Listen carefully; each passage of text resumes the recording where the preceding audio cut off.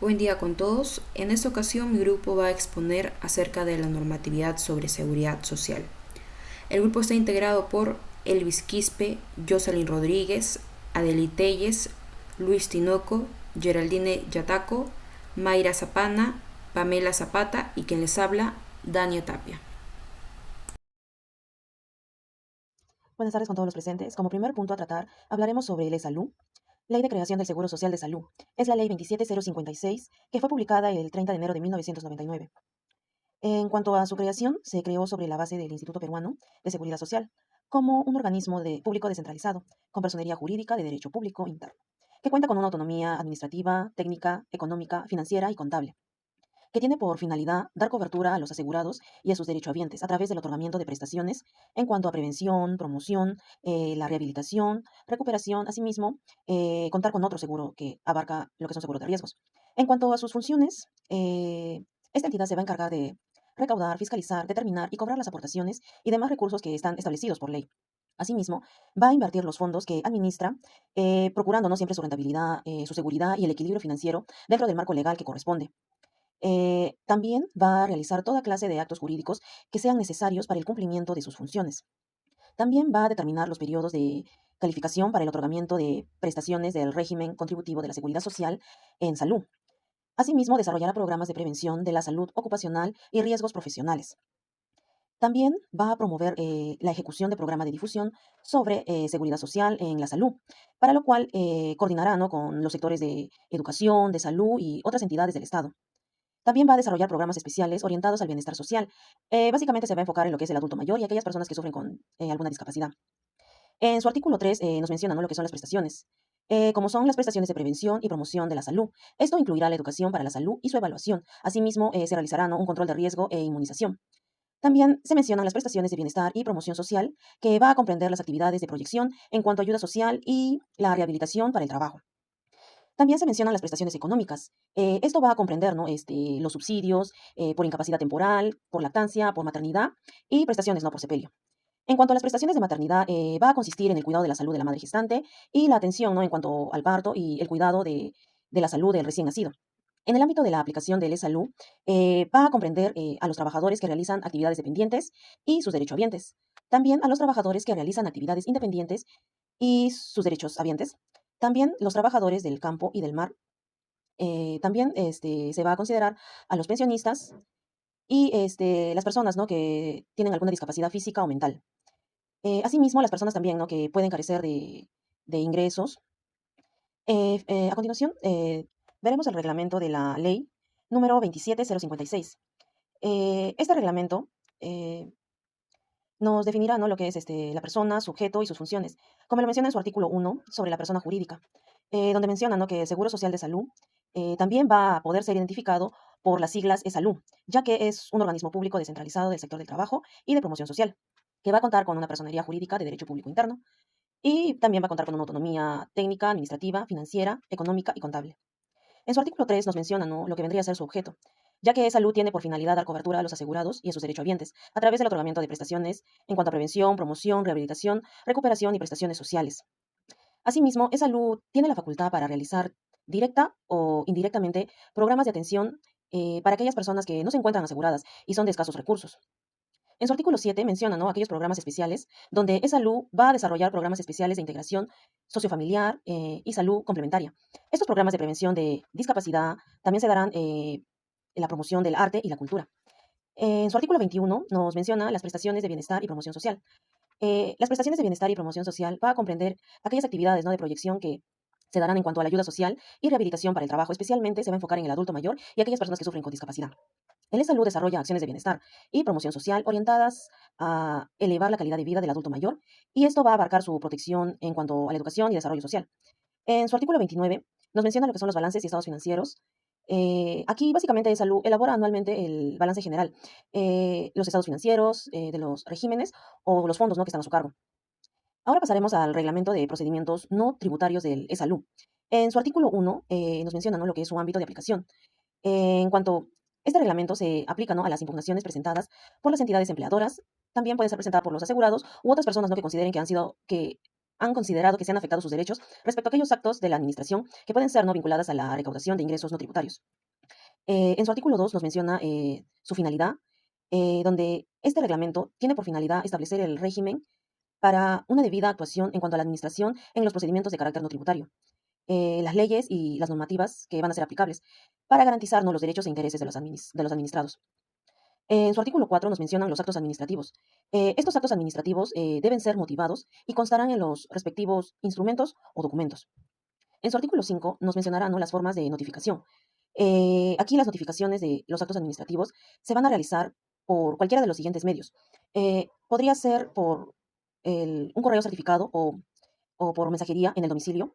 También podría ser por medio del sistema de comunicación, por computación, electrónicos, fax y otros similares, siempre que los mismos permitan confirmar, ¿no?, la recepción de dicha notificación.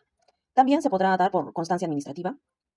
En cuanto a los procedimientos contenciosos, en el artículo 16 veremos, ¿no?, las etapas del procedimiento contencioso administrativo, donde estas etapas del procedimiento contencioso administrativo serán la reclamación y la apelación. En cuanto a la reclamación, en su artículo 24 menciona que quienes podrán interponer reclamaciones serán las entidades empleadoras, los asegurados o aquellas personas, ¿no?, aquellas personas que hayan sido directamente afectadas por estos actos de la administración. En su artículo 29 nos menciona que estos actos pueden ser objetos de reclamación, como las resoluciones de cobranzas, las resoluciones de multa no tributaria, y entre otros. En cuanto al plazo para interponer el reclamo, será dentro de los 20 días hábiles, computados desde el día hábil siguiente en el que se notifica el acto administrativo a la resolución. Asimismo, en su artículo 50 menciona, ¿no?, lo que viene a ser el recurso de queja. Este recurso de queja se presenta en cualquier estado del procedimiento, cuando existan actuaciones o procedimientos que afecten directamente lo establecido en el presente reglamento dentro del plazo de los 20 días hábiles de haber presentado el recurso. En el recurso de queja se expondrá de manera clara y precisa los hechos que la motiven, así como los preceptos legales que se consideren que han sido infringidos.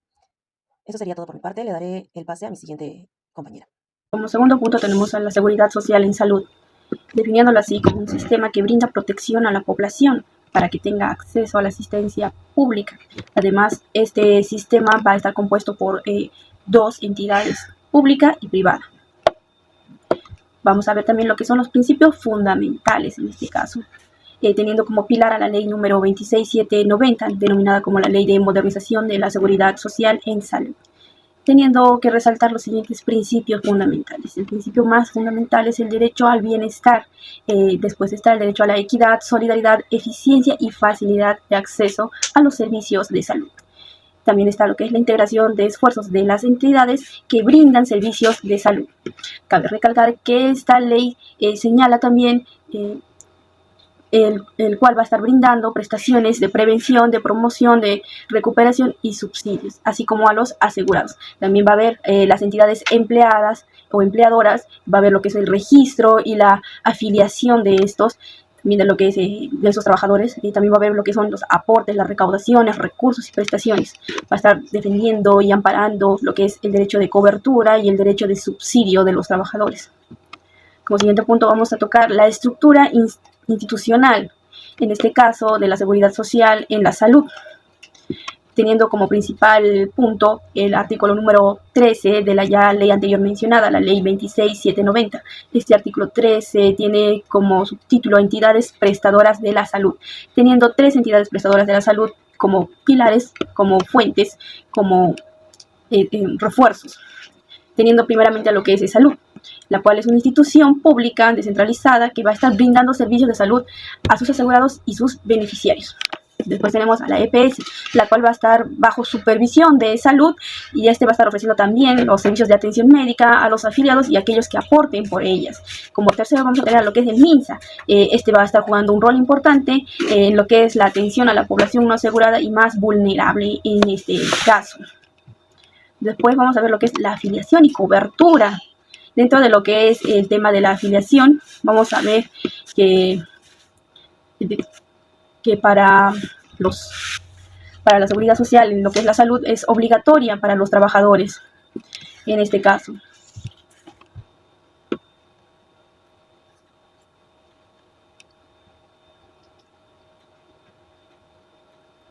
La afiliación al sistema de seguridad social en lo que es salud es obligatoria para los trabajadores dependientes y sus empleadores en este caso.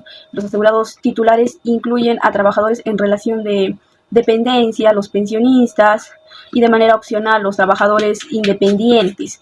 Ahora bien, vamos a mencionar acerca de los derechohabientes. Los derechohabientes van a ser aquellas personas que tienen derecho a la cobertura.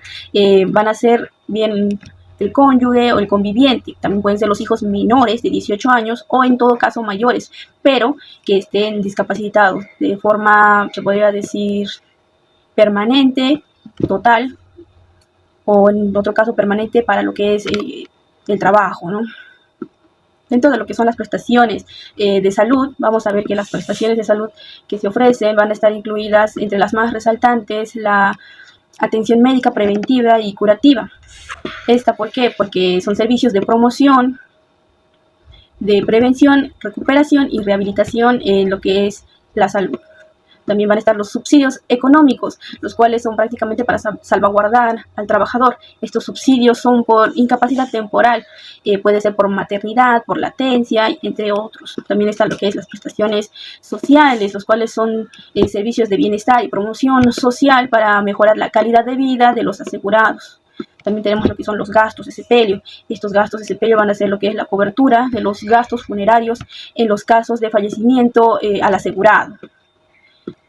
Como siguiente punto tenemos lo que es el financiamiento. Dentro de lo que es el financiamiento de la seguridad social en la salud, vamos a ver que este proviene principalmente de las contribuciones de los empleadores, quienes aportan un porcentaje de remuneración de cada trabajador a salud. Adicionalmente, los trabajadores independientes que optan en este caso por afiliarse, realizar aportes directos al Estado, ¿no? Estos también pueden contribuir al financiamiento, especialmente dentro de los programas dirigidos a poblaciones vulnerables. Como un dato adicional, vamos a agregar lo que son los procedimientos contenciosos. Bien, los procedimientos contenciosos en el ámbito de la seguridad social en salud se refieren a las disputas que puedan surgir entre los asegurados y las instituciones prestadoras de la salud, como Salud o EPS. Estas controversias pueden involucrar temas de la denegación de las prestaciones, las discrepancias que pueda llegar a haber dentro de lo que es la afiliación o los desacuerdos sobre el monto de los subsidios. También puede ser el procedimiento contencioso administrativo, el cual es un mecanismo legal mediante el cual los asegurados pueden impugnar decisiones administrativas que consideren lesivas a sus derechos, que consideren algo dañino, que estén vulnerando sus derechos, ¿no? Este proceso se rige por la normativa peruana en materia de procedimientos administrativos y contencioso administrativos. Ahora tenemos un dato también dentro que es la ley 29353, denominada como la ley que amplía temporalmente el periodo de acceso a servicios de seguridad social, lo que es en la salud para los desempleados.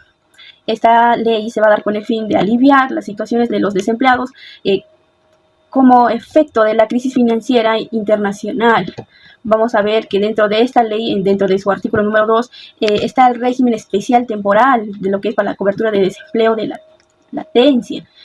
En esta parte nos va a dar los periodos y los plazos de latencia, teniendo así que primeramente dentro de los periodos aportados va a ser de 5 a 9 meses, teniendo un plazo de latencia de 6 meses, también de 10 a 14 meses, teniendo igual un plazo de 6 meses. En este caso, el plazo de latencia se inicia a partir de la fecha en que se realizó efectivo el cese o a partir de la fecha perdida del derecho de cobertura en caso de suspensión perfecta del contrato también. Eso sería todo conmigo. Hasta luego.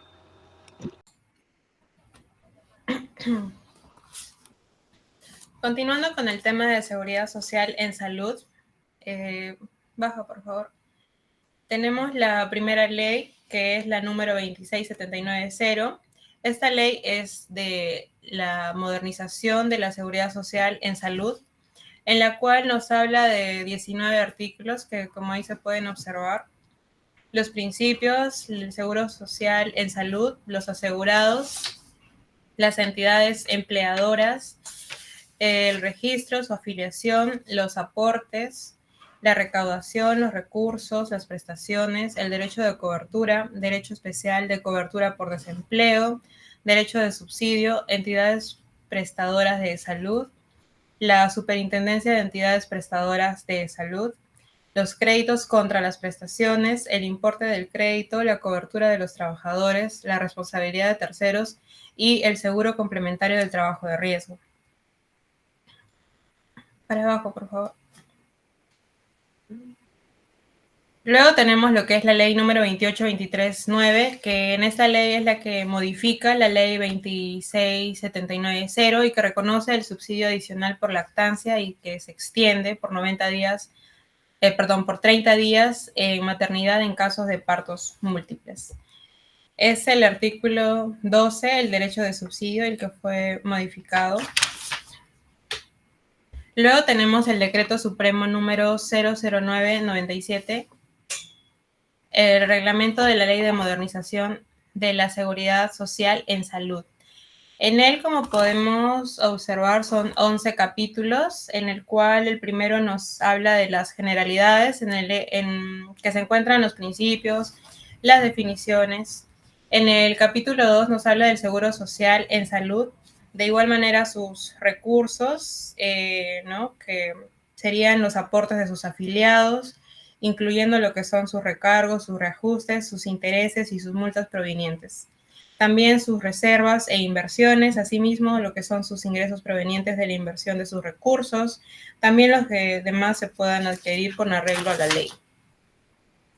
Asimismo, su intangibilidad, sus reservas técnicas, los asegurados, el derecho de repetición y la prelación. En el capítulo 3 hablamos de lo que son las prestaciones que otorga el Seguro Social de Salud, que pueden ser de prevención, de promoción, de recuperación de la salud, prestaciones de bienestar y promoción social y prestaciones económicas. También habla de lo que son prestaciones preventivas y promocionales, en el cual está la educación para la salud, la evaluación y controles de riesgo y sus inmunizaciones. También presenta prestaciones de recuperación, como pueden ser las de atención médica, las de tanto ambulatoria como hospitalización, asimismo medicinas e insumos médicos, prótesis y aparatos ortopédicos y servicios de rehabilitación. También puede presentar prestaciones de bienestar y promoción, prestaciones económicas, subsidio por incapacidad temporal, que en este caso se da en cuestión de dinero con el objeto de resarcir las pérdidas económicas. Luego tiene el subsidio por maternidad, que también se otorga con dinero con el objetivo de resarcir el lucro cesante como consecuencia del alumbramiento y las necesidades del cuidado del recién nacido. Y se le otorgan 90 días, pudiendo estos distribuirse en periodos anteriores o posteriores al parto. Luego se tiene el subsidio por lactancia, que también se otorga en dinero con el objetivo de contribuir al cuidado del recién nacido de acuerdo a las normas que fija la IPSS. Luego está la prestación por sepelio, que cubre los servicios funerarios. También está la responsabilidad por prestaciones, el plan mínimo de atención, la revisión del plan mínimo de atención, la capa simple y compleja y la prescripción. En el capítulo 4 nos habla de los asegurados potestativos, que como bien ya se sabe son trabajadores y profesionales independientes que están sujetos a regímenes especiales obligatorios. También habla de su libre elección, de su cobertura, de los aportes, de su derecho de cobertura y de su supervisión. En el capítulo 5 hablamos de los asegurados regulares, que también se habla de ellos en cuanto a su afiliación, en su registro, en sus aportes, en su cobertura, en el derecho de la cobertura, en el incumplimiento del aporte, en cuanto a su latencia. Y luego tenemos el capítulo 6, que nos habla acerca de los planes de la salud y del crédito. En él también podemos encontrar lo que son el crédito contra aportes, los requisitos de crédito. También está el crédito de la entidad empleadora con establecimientos propios, el crédito de la entidad empleadora con servicios contratados y la vigencia también, ¿no?, de su plan elegido y el derecho de renuncia a este tipo de plan. Luego tenemos lo que es el capítulo 7, que nos habla de las entidades prestadoras de salud. En ella está lo que establece constitucionalmente, sus requisitos, su infraestructura propia, responsabilidad de la EPS, el acceso de los asegurados y autorización de organización de la EPS. También está el capítulo 8, como se puede ver, del seguro complementario de trabajo de riesgo, que nos habla del seguro de trabajo de riesgo, nos habla más que todo de eso, ¿no? Del perjuicio de las sanciones administrativas. También está el capítulo 9, que nos habla del sistema de referencias, que en este está el inicio de sus atenciones, que nos indica de que están obligados a atender al afiliado que requieran sus servicios, ¿no? La EPS y el establecimiento de salud del empleador. En el capítulo 10 está la solución de controversias, que nos estipula en el artículo 91 el sometimiento. En el capítulo 11, ¿puedes bajar un poquito, por favor? Están las infracciones y sanciones, que en materia de inscripción y recaudación son sancionadas por la IPSS. Luego tenemos lo que es el Decreto Supremo 004-2000, que en este decreto modifican artículos del reglamento de la Ley de Modernización de Seguridad Social en Salud, los cuales son el artículo 37 y 38 del Decreto Supremo número 009-97. En el artículo 37 nos habla de la latencia, ¿no? En caso de desempeño o suspensión perfecta de labores y que genere la pérdida de los derechos de cobertura. Los afiliados cuentan con un mínimo de 5 meses de aportación consecutivos o no consecutivos durante los 3 años precedentes al cese o suspensión perfecta de las labores y sus derechos habitantes también. Y en el artículo 38, que nos quiere decir que durante el periodo de la latencia no se devenga la obligación de efectuar aportes a favor de salud, ni la retribución a favor de la EPS.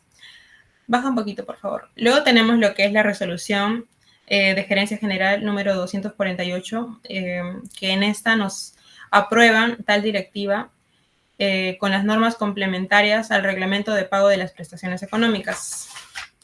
Esto lo hacen con el objetivo de establecer las normas y los procedimientos complementarios al reglamento de pago de prestaciones económicas aprobado en el Acuerdo de Consejo Directivo número 5922 de Salud.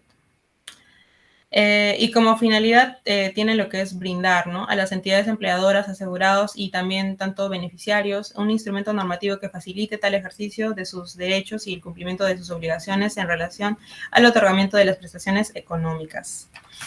Luego tenemos lo que es el Decreto Supremo 0098, que en este decreto aprueban lo que son las normas técnicas al seguro complementario del trabajador de riesgo, que en este caso también nos habla en el capítulo 1 en el ámbito de aplicación del seguro complementario de trabajo de riesgo, en el capítulo 2 de las prestaciones de salud de cobertura de salud por trabajo de riesgo, en el capítulo 3 las prestaciones económicas de cobertura de invalidez y sepelio por trabajo. En el capítulo 4, el reglamento especial, régimen especial de seguro complementario de trabajo de riesgo. En el capítulo 6, la información de siniestralidad y actividades en el seguro. En el capítulo 7, las disposiciones transitorias. Baja un poquito, por favor. En el capítulo 8, las disposiciones finales. Luego, posterior a ello, tenemos lo que son la ley número 2781C2, que en esta ley es la que determina las fuentes de financiamiento del seguro integral en salud. En este artículo 1 tenemos como el objetivo de la ley que nos presenta lo que es determinar las fuentes del financiamiento tanto internas como externas que debe disponer el pliego presupuestal del Seguro Integral de Salud para su sostenibilidad en el tiempo y en el cumplimiento de la misión para el cual ha sido creado. En el artículo 2 habla de las fuentes de tal financiamiento, como lo son el recurso ordinario, los recursos directamente recaudados, generados de la operatividad del Seguro Integral de Salud, también los recursos provenientes de donaciones, de contribuciones no reembolsables de gobiernos. También los recursos que se transfieren del Fondo Intangible Solidario de Salud. Y en el artículo 3 tenemos la sostenibilidad del Seguro Integral de Salud, que en él podemos encontrar lo que son los aportes adicionales a su presupuesto provenientes del Tesoro Público, un porcentaje que se determinará por el Decreto Supremo. También que el Ministerio de Salud asignará anualmente lo que es en su presupuesto institucional los recursos públicos necesarios para dar viabilidad en el corto y mediano plazo al Seguro Integral de Salud. Luego tenemos lo que es la ley 28791, que en esta ley se establece modificaciones a la ley 26790, la ley de modernización de seguridad social en salud. Como objetivo, ¿puedes bajar un poquito, por favor? Como objetivo, esta ley tiene modificarse, ¿no? Los incisos A y B del artículo 6, el artículo 10 y el artículo 12 de la ley 26790. En lo que es el artículo 6 son los aportes, en el artículo 10 el derecho de cobertura y en el artículo 12 los derechos de subsidio. Luego tenemos, baja por favor, en el Decreto Supremo 020-2006, que en este decreto aprueban normas reglamentarias de la Ley 28791, que establece modificaciones en la Ley de Modernización de la Seguridad Social en Salud. En él, como se puede observar, los artículos son 19. En el primero nos habla el objeto principal de la norma, que es apruébense las normas reglamentarias de la Ley 28791. En cuanto al ámbito de aplicación, en su artículo 2, en el artículo 3 habla de las definiciones, en el artículo 4 es donde se modifican los artículos 15, que es subsidio por incapacidad temporal, el artículo 16, que es el subsidio por maternidad, el artículo 30, que son los afiliados regulares del Seguro Social de Salud, el artículo 35, que son también aportes, y el 36, que es el derecho de cobertura. Luego tenemos también el artículo 5, que son los criterios para establecer contingencias y periodos de espera, el artículo 6, que son las listas de contingencias y periodos de espera, el artículo 7, que son el acceso a las prestaciones, el artículo 8, que es la modificación del artículo 7 del Decreto Supremo 005-2005, el artículo 9, que habla acerca de la vigencia. Baja un poquito, por favor. Luego está el artículo 10, que habla de las normas derogatorias, el artículo 11 del refrendo. Luego tenemos lo que es, ¿puedes bajar un poco, por favor? La ley 29.13.5, que esta ley es la que establece el porcentaje que debe pagar eSalud, y la Oficina de Normalización Previsional, la OMPE, a la SUNAT por sus aportaciones. En su artículo 1 presenta las facultades de salud. En el artículo 2, las funciones de la SUNAT. En el artículo 3, la verificación de la afiliación. En el artículo 4, la sanción de inhabilitación. En el artículo 5, las formas de notificación del acto administrativo. En el artículo 6, las normas complementarias. Baja un poco, por favor. En el artículo 7, lo que es la vigencia. Luego tenemos la ley número 29.34.4. Puedes bajar un poco, por favor. Que nos habla que es la ley marco de aseguramiento universal en salud. En él encontramos 5 capítulos. El primero son las disposiciones generales, que como objetivo principal, el objeto de la ley es establecer el marco normativo del aseguramiento universal en salud, a fin de garantizar el derecho pleno y progresivo de toda persona a la seguridad social en salud, como lo que es normar el acceso y las funciones de regulación, tanto como financiamiento, prestaciones y supervisión del aseguramiento. Así también está lo que es el ámbito de aplicación, aseguramiento universal en salud, sus principios, los cuales son universalidad, unidad, también solidaridad, integralidad, equidad, irreversibilidad y participativo. Luego se tienen características, así en modo general, de que es obligatorio, progresivo, garantizado, regulado, descentralizado, portable, transparente y sostenible. Luego en el capítulo 2 tenemos de los agentes vinculados al proceso del aseguramiento universal en salud. En él tenemos el artículo 6 del órgano rector, también el artículo 7 de las instituciones administradoras de fondos de aseguramiento en salud, el artículo 8 de las instituciones prestadoras de servicio en salud. En su artículo 10 de la conformación del directorio de la Superintendencia Nacional del Aseguramiento de Salud, en el que son 2 responsables del Ministerio de Salud, uno de los cuales lo preside, un representante en el Ministerio de Economía y Finanzas, un representante en el Ministerio de la Mujer y Desarrollo Social, un representante en el Ministerio de Trabajo y la Promoción Social. Luego tenemos el capítulo 3 que nos habla acerca de los planes del aseguramiento en el salud. En él tenemos lo que son definiciones básicas como las condiciones asegurables, las intervenciones, las prestaciones.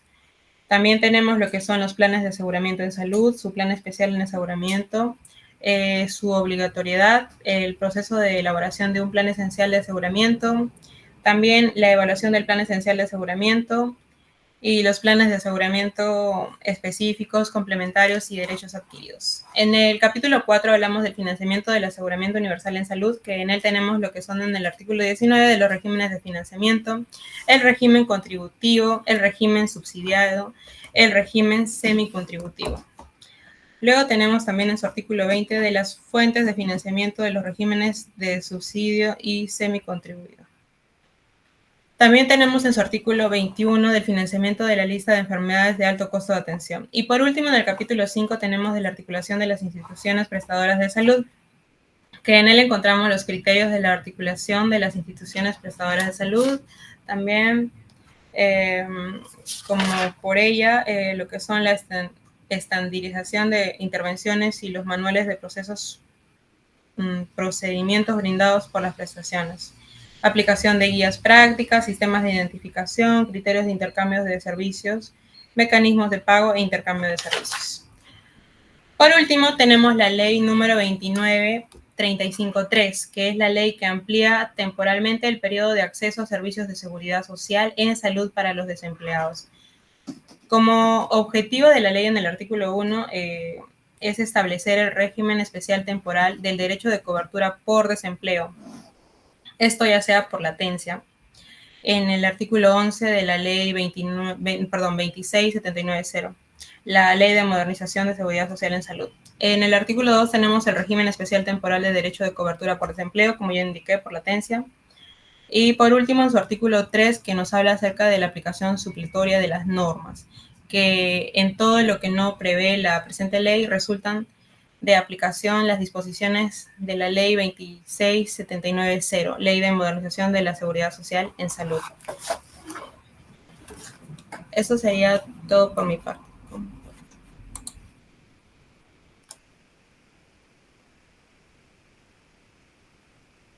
Buenos días, doctor, compañeros.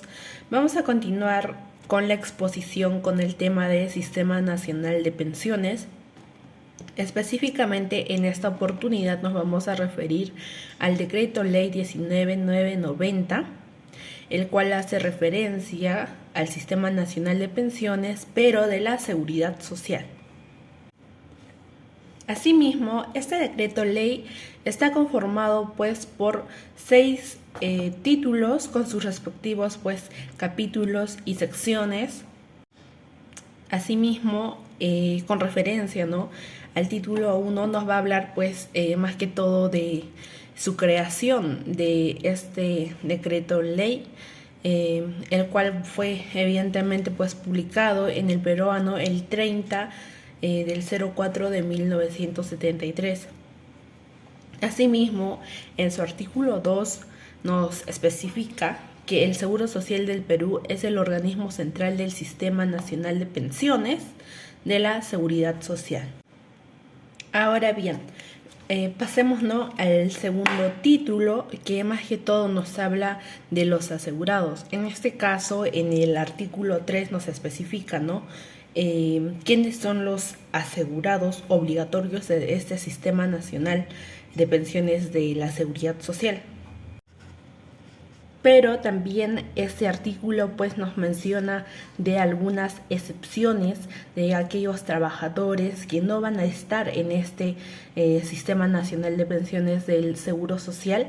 Ellos se van a encontrar estipulados en el artículo 5 de la presente ley 19990. Asimismo, para no confundir más, aquellos asegurados obligatorios del Sistema Nacional de Pensiones de la Seguridad Social son los trabajadores que prestan sus servicios a empresas bajo el régimen, mejor dicho, de la actividad privada a empleadores particulares, cualquiera sea pues esta su duración del contrato. Asimismo también nos habla que de aquellos trabajadores al servicio, ¿no?, del Estado bajo los regímenes de la Ley 11.377 o de la actividad privada, incluyendo al personal a partir de la vigencia del presente decreto ley. Asimismo, también tenemos a aquellos trabajadores de empresas de propiedad social, cooperativas y similares, como también a los trabajadores al servicio del hogar. Y por último, considera a los trabajadores artistas y también pues a otros trabajadores que sean comprendidos en el sistema por el decreto supremo previo pues informe del Consejo Directivo de la Seguridad Social del Perú. Asimismo también nos habla sobre los asegurados facultativos, el cual pues lo encontramos tipificado ya en el artículo 4 del presente decreto ley, el cual nos dice que pueden ser aquellos asegurados facultativamente a este Sistema Nacional de Pensiones, las personas que realizan actividad económica independiente y también a los asegurados obligatorios que cesen de prestar servicios y que opten por la continuación facultativa.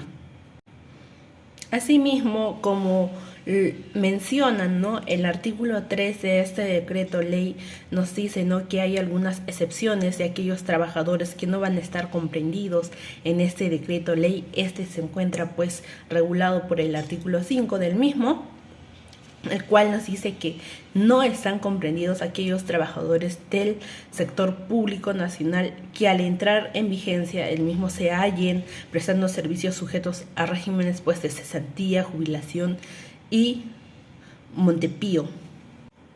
Bien, ahora continuemos con lo que es pues el título 3, que nos habla más que todo de la organización financiera. En ello podemos encontrar a las fuentes de financiamiento, como también a obligaciones de los empleadores o a aquellas aportaciones de los asegurados facultativos. Por ejemplo, a aquellas fuentes de financiamiento se encuentra regulado pues en el artículo 6. Nos dice que constituyen fuentes de financiamiento del Sistema Nacional de Pensiones de la Seguridad Social. A. Las aportaciones de los empleadores y de los asegurados. B. El producto de las multas y recargos por las infracciones a este decreto ley y su reglamento. C. El rendimiento de sus inversiones. D. Nos habla sobre los intereses de sus capitales y reservas. E. Las donaciones que por cualquier concepto reciba. Como también nos habla de aquella responsabilidad, ¿no?, que se le otorga pues a los empleadores y a empresas de propiedad social, cooperativas o similares, que estos van a estar obligados a retener pues las aportaciones de los trabajadores asegurados obligatorios en el momento del pago. Y también nos habla pues de los empleadores y de las empresas de propiedad social, cooperativas y similares están obligadas pues al pago de las aportaciones de los asegurados obligatorios y de los que les corresponde. Esto podría incurrir en mora.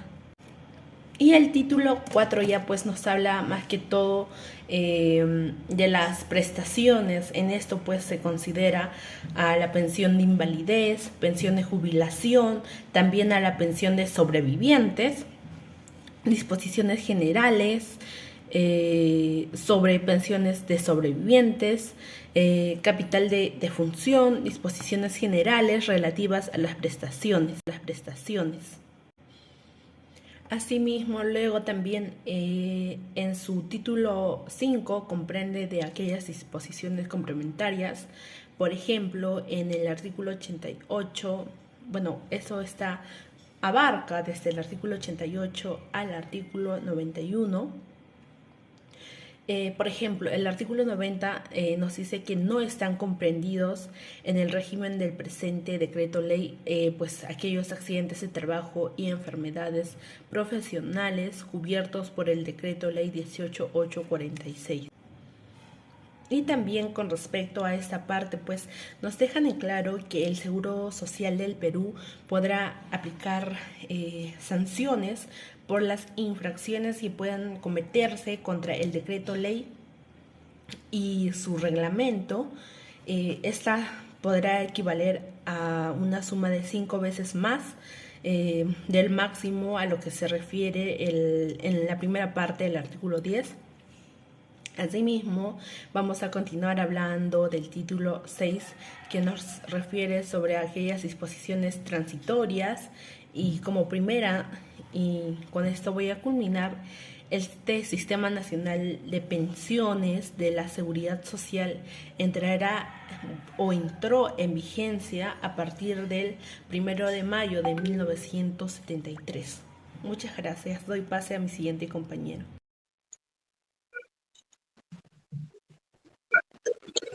Muy buenas tardes, doctor. Muy buenas tardes, compañeros. A continuación, voy a continuar con la exposición sobre los régimen de pensiones del Estado. Bueno, para poder entrar en contexto sobre estos temas de los regímenes, tenemos que abarcar en el decreto legislativo número 2530 de la ley, en las cuales aquí se va a establecer un régimen de pensiones para los trabajadores del Estado, ¿no? Que va a contar con ciertas reglas que van a ser reglas específicas que para tener una concepción de pensiones y también bajo requisitos que van a garantizar de esa forma los beneficios de los trabajadores y civiles del Estado. Con este criterio podemos definir, ¿no? Ciertas formas como serían las remuneraciones, entre otras regulaciones de pensiones que van a establecerse. Luego, tenemos lo que serían los tipos de pensiones, que acá se van a diferenciar por dos formas, que serían por el trabajador y para los deudos, ¿no?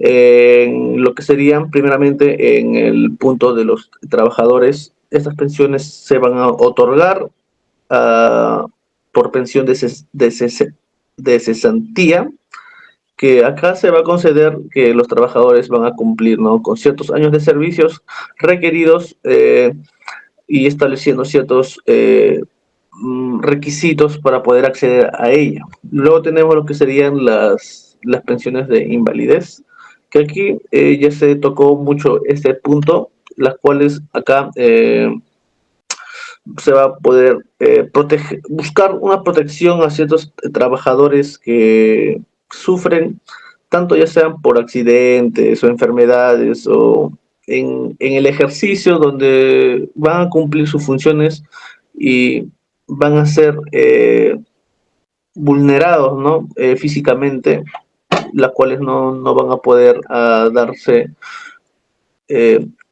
una mejor vida o una mejor acción en lo que serían el trabajo, ¿no?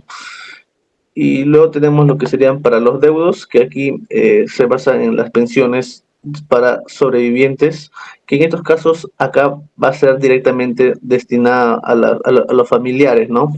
En el caso de fallecimiento y las cuestiones que va a abarcar temas como sería la viudez, la orfandad y ascendientes, ¿no?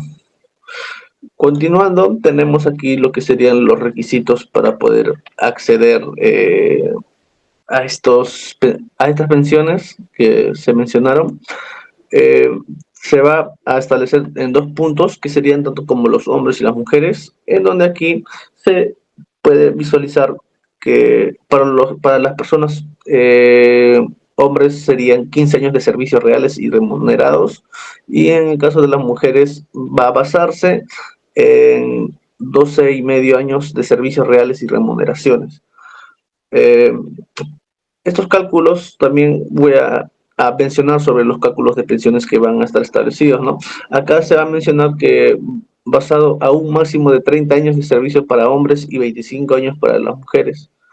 Se calcula también que según el promedio de las remuneraciones pensionales percibidas en sus últimos 12 meses, y si hubo un incremento salariales, se van a considerar un promedio de extendido a 36 meses o 60 meses, ¿no? Bueno, continuando, voy a mencionar sobre las pensiones de cesantía, ¿no? Aquí va a ser mencionado sobre que esta pensión de cesantía es un beneficio económico otorgado hacia los trabajadores que dejan de laborar después de haber cumplido con ciertos requisitos de tiempos de servicios y edad, ¿no? Este régimen va a reconocer, ¿no? Que el derecho de pensión de cesantía eh, es basado a un contexto de retiro eh, a los años de servicios y remuneraciones percibidas, ¿no? Y tiene como un objetivo principal poder garantizar la estabilidad económica de las personas o de los servidores públicos una vez que se hayan finalizado su vida laboral. Es por ello que acá también se menciona de que para quienes superan los 40 años de servicio, las pensiones se bonifican con un incremento basado en las remuneraciones básicas, ¿no? Y en las cuales tenemos la edad, tiempo de servicios tanto como para hombres y para mujeres, ¿no? 35 años de servicios para los hombres y 30 años de servicios para las mujeres. También mencionar de que estas normas, ¿no?, que van a hacer ejercicio sobre estos aspectos, se va a dar un cálculo, ¿no?, de pensiones que se van a realizar con base a un promedio de las últimas 12 remuneraciones, ¿no? Bueno, continuando, voy a mencionar sobre la pensión de invalidez, ¿no? Acá, según el artículo 21 del decreto ley 2530, nos menciona de que para poder percibir, ¿no?, esta pensión de invalidez va a ser otorgado a los trabajadores del Estado cuando sufren una incapacidad, ¿no?, permanente como consecuencia a su trabajo o su desempeño como funciones o entre otras debidas circunstancias que puedan pasar en un contexto laboral, ¿no? Y aquí en el artículo 21 nos menciona que para percibir una pensión de invalidez, el trabajador deberá ser declarado inválido por resolución del Instituto Nacional de Administración Pública, previo pronunciamiento emitido por una junta médica nombrada por el Ministerio de Salud, en coordinación con el Seguro Social del Perú en los casos que sea necesario. De dicha resolución debe apelar ante un Consejo Nacional de Servicios Civiles.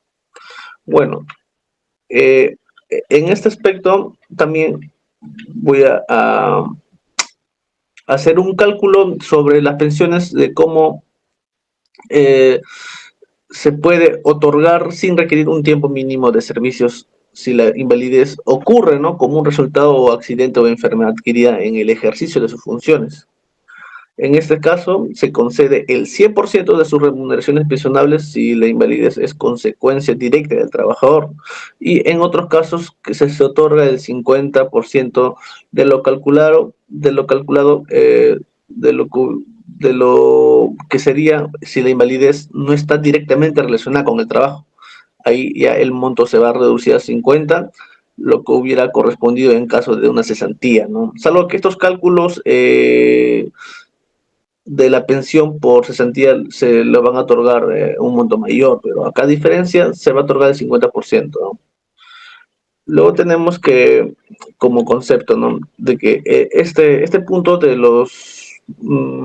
las pensiones por invalidez va a establecer un régimen, ¿no?, con reglas específicas para poder tener la concepción de pensiones y compensaciones garantizando beneficios a los trabajadores civiles del Estado como ciertos criterios definidos de antigüedad, aportes, remuneraciones pensionables. Continuando, tenemos lo que serían las pensiones de sobrevivientes, ¿no? Aquí, este aspecto un poco más breve es que esta pensión de sobrevivientes es un beneficio, ¿no? Que va a ser dirigido hacia sus familiares directos del trabajador fallecido, ¿no? Asegurando un ingreso extra para su sustento y esta pensión se va a calcular sobre la base de las pensiones que el trabajador recibiera, ¿no? O hubiera tenido derecho a recibir. Estas se van a dividir a tres aspectos, como ya lo mencioné, las cuales serían la pensión de viudez, pensión de orfandad, pensión de ascendientes, ¿no?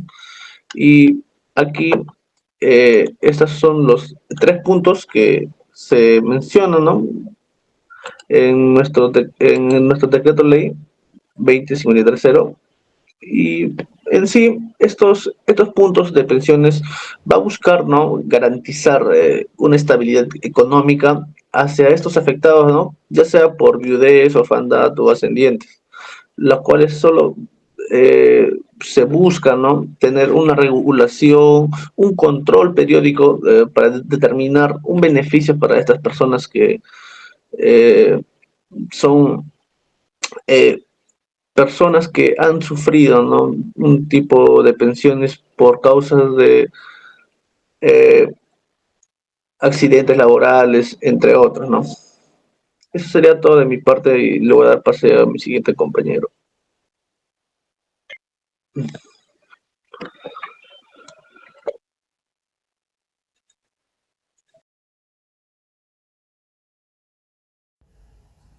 Bueno, siguiendo voy a pasar a explicarles acerca del sistema privado de pensiones. Este sistema privado de pensiones es un régimen de capitalización individual que permite a los trabajadores ahorrar para su jubilación. Este se creó en 1992 como alternativa al Sistema Nacional de Pensiones. El objeto de este sistema es contribuir al desarrollo y fortalecimiento del sistema de previsión social en el área de pensiones y está conformado pues, por las administradoras privadas de fondos de pensiones más conocidas como las AFP. ¿Cuáles son las prestaciones que garantiza este sistema privado de pensiones? Son jubilación, invalidez, sobrevivencia y gastos de sepelio. Ahora, para incorporarse al sistema privado de pensiones, se efectúa a través de la afiliación a una AFP. Y esta afiliación pues, es voluntaria para todos los trabajadores, sean dependientes o independientes.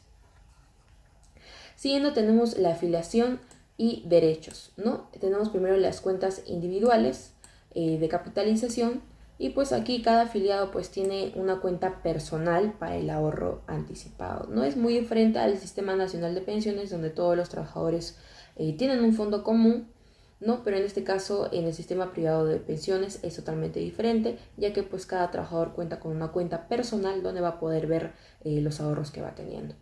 Luego tenemos pues que el trabajador puede elegir y cambiar de AFP, no existen varias AFP y queda a voluntad del afiliado elegir cuál de ellas le conviene y quiere afiliarse.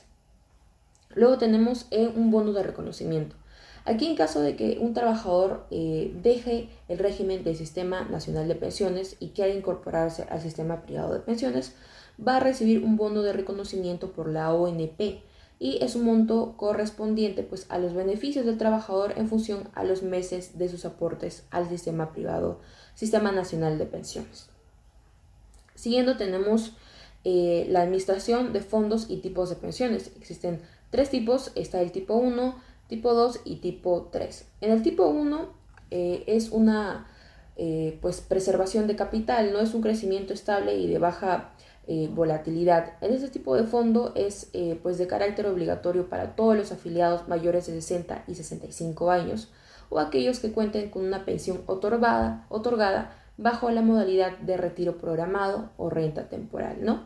Salvo pues que el afiliado quiera pues mantener su fondo en el tipo 2, que es el siguiente, ¿no? Que es un fondo, el tipo 2 es un fondo mixto, tiene un crecimiento moderado con volatilidad media.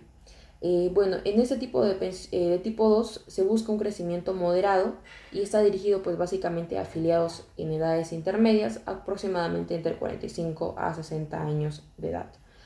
Por último tenemos el tipo 3, que es apreciación del capital, que tiene es un fondo más agresivo, no tiene un potencial de alto crecimiento, es decir, pues mayor riesgo, y tiene como finalidad pues buscar rendimiento a largo plazo por encima del promedio, y este está diseñado para afiliados jóvenes cuyo horizonte de retiro es muy lejano y que pues pueden asumir riesgos de mayor cambios en la rentabilidad. Siguiendo con los aportes y contribuciones. Estos aportes y contribuciones a la AFP son los pagos mensuales que se realizan para construir un fondo de pensiones. Estos aportes son obligatorios para los trabajadores dependientes, es decir, aquellos que están en planilla. Entonces, cada mes le descuentan un porcentaje de su sueldo y este dinero va a su cuenta individual y se divide en 3 partes.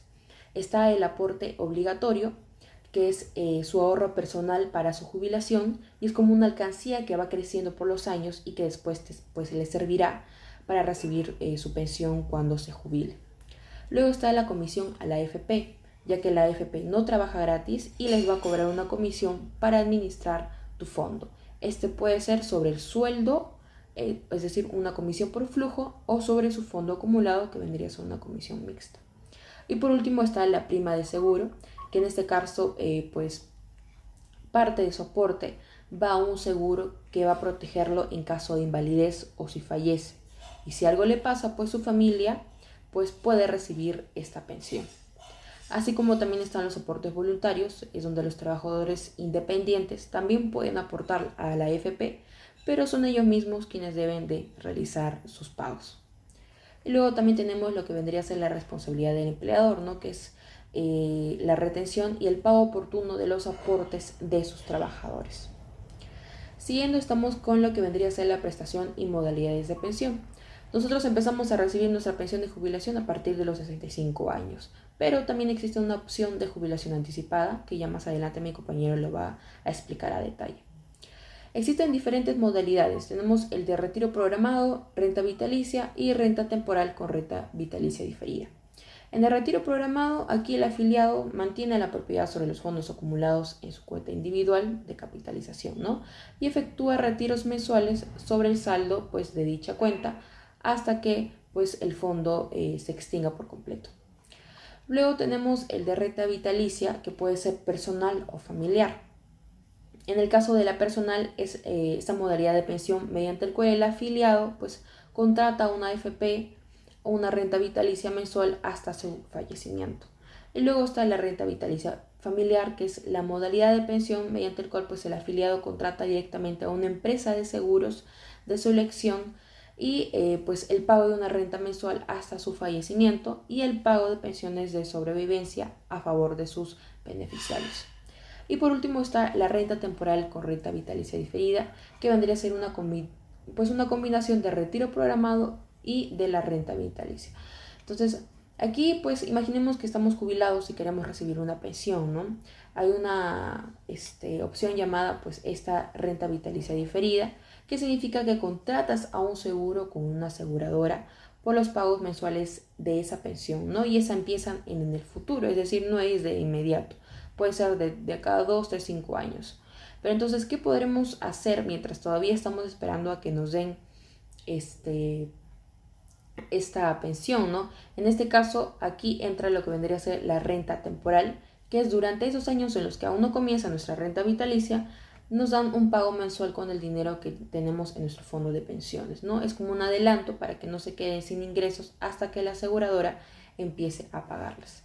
En resumen, pues la renta temporal es recibes pagos ahora usando tu fondo de pensión, y la renta vitalicia diferida es cuando termina tu renta temporal y la aseguradora empieza a pagarte una pensión de por vida, ¿no? Y bueno, esta combinación nos ayuda a recibir dinero desde el principio y luego asegurarnos una pensión estable para toda la vida. Buenas tardes con todos.